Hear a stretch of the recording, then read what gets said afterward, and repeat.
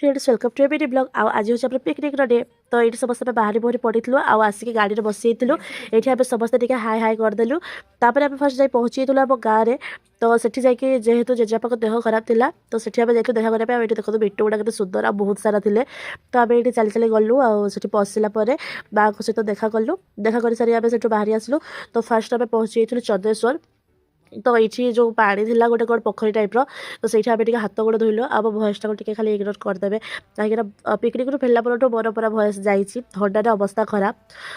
तो आम ये समस्ते पानी हाथ गोड़ धोई सारिक आम गलु आसपटे एत लंबा लाइन लगी कहबार नहीं तो आम भी लाइन में लगी जाइलु आ चंद्रेश्वर भी बहुत ही सुंदर हो जाता बहुत बढ़िया बढ़िया स्टेचू था तापर आम जाए पहुँची जाइलु तालसारी सी बीच तो देखिलु कि कौन नदी पार करके समुद्र पाक जबार अच्छी तो जेहेतु शीत दिन था आम चाहिए टे ओह्लैक ओदा होगी सेपट साइड जावाई तो आम उपर थी कईथ चटुड़ी कौन कौन सब चाटिदेलु आ फोटो सोटो उठेलु फास्ट कईथ ट्राए कली मामनी पाखे पेढ़ा भी खाईदेली तापर आम गाड़ी में बसिक पुणी पहुँचलु न्यू दीघा तो ये जेहेतु बढ़िया बढ़िया जिन सब था तो फास्ट जिनस ही आम नजर तो छुआ पिला मैंने अच्छा तो से किणवे ही तो सही टाइम गला तापर आम समस्त मिसिक जाइलु सी बीच आड़ को जेहेतु से संडे थिला तो सी बीच बहुत ही बेसी भिड़ थिला तो आम मारे पथर दे ओह्लैया जाइलु तो आम मारे तो एत कष्ट आसचु पुणी आई आ माँ से डर मारे बहुत ही धीरे धीरे आसुले ओह्लैवाड़े पथर गुड़ाक बहुत कष्ट था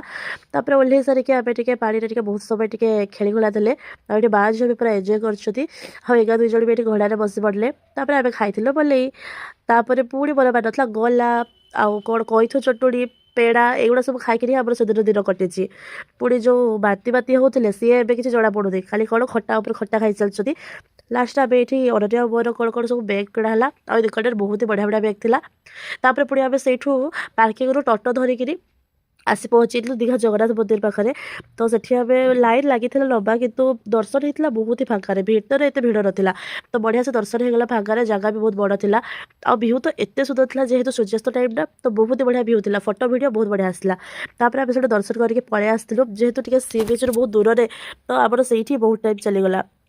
आउ ये रास्तार आस देखिए कौन जगन्नाथ धाम बोली लिखाई तो से देखिए पुणी जगन्नाथ मंदिर एपटे रोड सामना को ही कौन गोटे नुआ डायनोसर पार्क भी कौन खोलुची तो खोली कि ना कि जाने लिखा था तो आम से टोटो धरिकी पुणी जाकि न्यू दीघा जो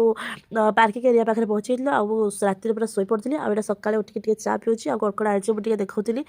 आउ 3टा बैग आनी सेम सेम माँ माई आंटीर आ गए मोर आनी तो आज एतिक रही बाय बाय।